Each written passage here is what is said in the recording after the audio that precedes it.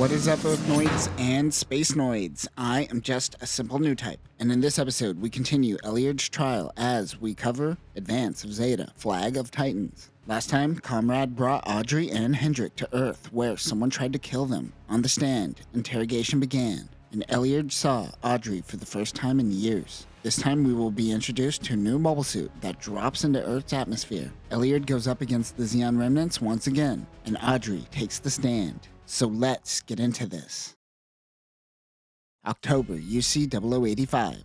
At the Federation Forces Khartoum base, Elyard is testing the Kihar. They're testing the thermonuclear engines in mobile suit form in Earth atmosphere. There are many regular Federation officers watching this test. Elyard tells Roberto Bernardo that gravity is terribly inconvenient for mobile suits. He inputted the coordinates to the drop zones in his computer. Someone from his team is coming down with a new machine. Bernardo tells Elyard that he is veering off course, but his computer says that he is fine. He adjusts 3 degrees. He tries to make visual contact with his target. However, he seems to stumble across Xeon remnants working with Karaba instead. Elyard mentions that Bernardo is trying to isolate him and get him killed. It seems to be Goofs and a Dodai. He is at a disadvantage. The Goof on the Dodai fires on him. He notes that there are Goofs built for the sky. This is because they are Goof flight types. As he begins his attack on Xeon remnants, Elyard feels that his sights are off. Bro needs to compensate for gravity. This is the first time being in a dogfight in Earth's atmosphere, so he just looks at the sun to get his bearings. Suddenly, shots come from space.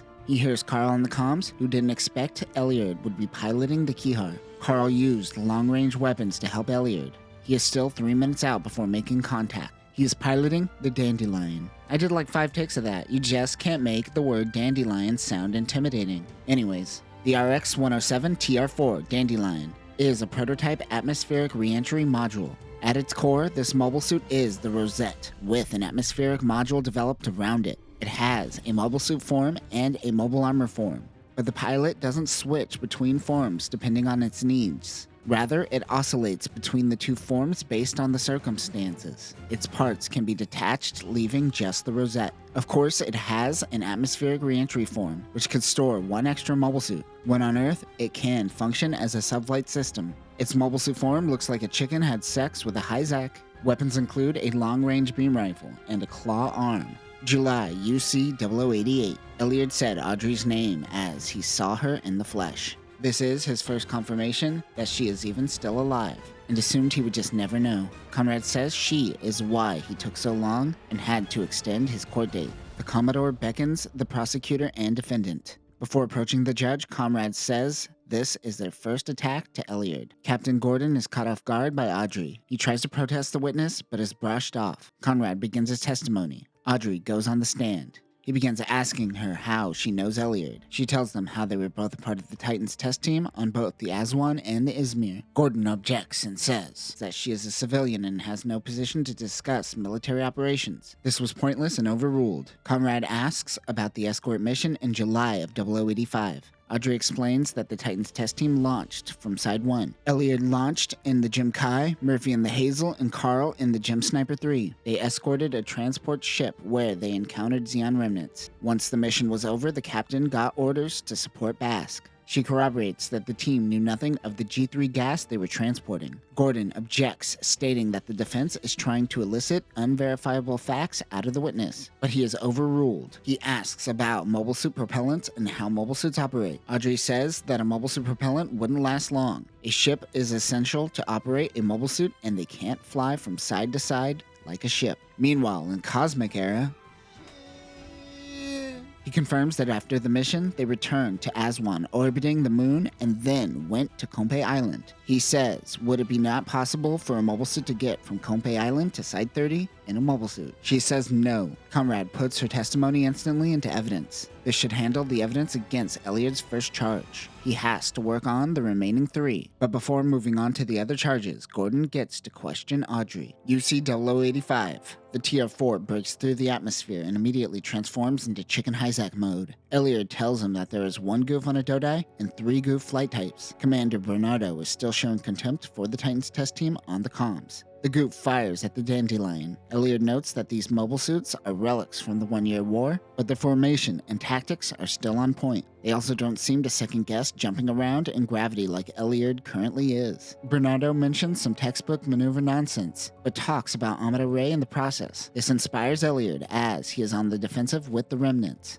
He remembers Amado's giant jump technique from the 1-year war, and he does something similar with the Kihar. He jumps on the Dodai in mobile suit form and bounces around, letting gravity do the heavy lifting. This works as the Xeon Remnant formation is broken by the sporadic maneuvers. Carl uses this opportunity to go after the Dodai. They go on a chase before the TR-4 grips its claws into the Dodai. Like a bird, the Dandelion drops down to Earth and lets go of the Dodai, crashing it down to the ground. The goofs begin to panic and retreat. The team is too tired to go after them. Besides, their mission is accomplished. The Dandelion is a success. UC 0088. Gordon begins with questioning Audrey about her knowledge of the Colony 30 incident. He goes into detail about how there was an AUG base on the colony, but because of the actions of maybe 2%, the Titans punish the entire colony. Conrad objects as it doesn't pertain to the witness at hand, but it is overruled. Gordon then guilt trips her into assuming responsibility simply for being a Titan. Conrad objects again, and this time it is sustained. The Commodore tells him to focus on the charges at hand.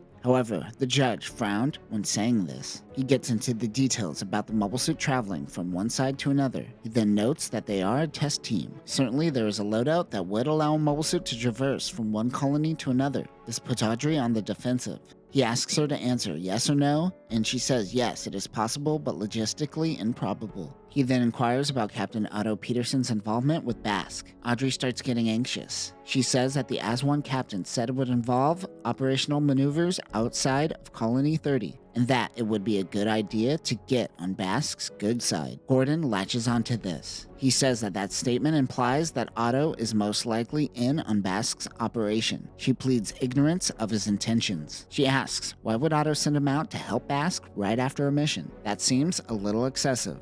Conrad objects and says Gordon is attempting to confuse the witness. His questioning is limited. She tells him that she learned of the Colony 30 incident on the internet just like everyone else. He pushes her a little harder, and she admits that she heard rumors on the private internet. Conrad objects once more for goading the witness before the prosecution rests their case. Audrey gets off the stand. Before leaving the courtroom, she gives Elliot a slight nod. It was the only thing she could really give him in the moment, but that was enough to give Elliot hope. UC 0085. Elliot's Kihar and Carl's Dandelion are on their way back to the base. Doing what is coined the Amado Ray's aerial combat was rough on his body. Your spine is never the same after that. He picks up 2 objects on the radar. Bernardo comes on the comms and tells them not to lead remnants back to the base and to take them out. Elliot doesn't have much energy in his rifle. He stops on a dime and turns around. This frustrates him while in Earth's atmosphere as he takes G's to the face. Someone teach this guy how to do a wide turn? Bro, it's called lift. There are 2 Dodais and 2 goofs. They have to be conservative with their weapons and make every shot count. They take evasive action and let them attack first. The Dandelion is bigger than the Dodai, and bigger targets stand out more. Elliot fires a few rounds. The Dandelion and goof clip each other and does damage to the outer armor. Carl purges the armor on the T4. He goes into somewhere in between mobile armor and mobile suit form, and he begins doing the Amado Ray technique. One Dodai shoots a missile and takes out Carl's shield. He then purges the shield.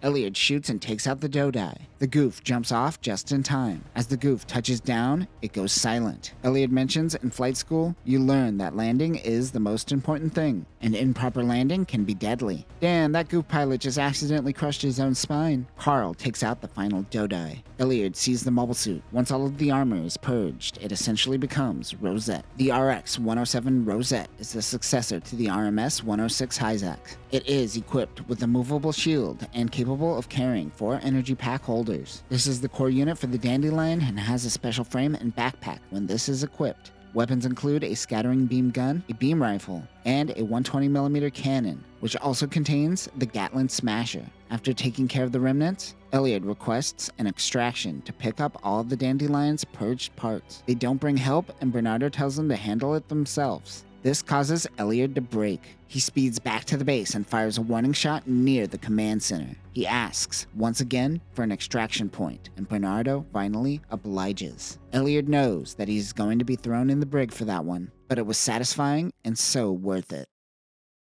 And that will do it for this episode. Conrad is working his magic and is certain he got Elliot off of one crime, but Gordon is doing his best to sow doubt. Will it be enough? Or does any of this even matter? The Dandelion is so unique in its design. It's a silly looking chicken, but I love it. Also, we get to see a side of the Titans that we usually don't get to see. Titans who are just trying to do their best and got caught up in the bureaucratic fascism of it all. Next time we will conclude Volume 1 of Advanced of Zeta, Flag of Titans. King George delivers some bad news to Conrad regarding one of the Titans test team members. Is it Murphy or is it Carl? The grumpy Commander Bernardo will go on the stand. And Conrad goes on the offensive once again. But that will do it for now, new types. Remember, in Earth gravity, we use this thing called lift and aerodynamics. You don't have to fight that hard against physics on Earth.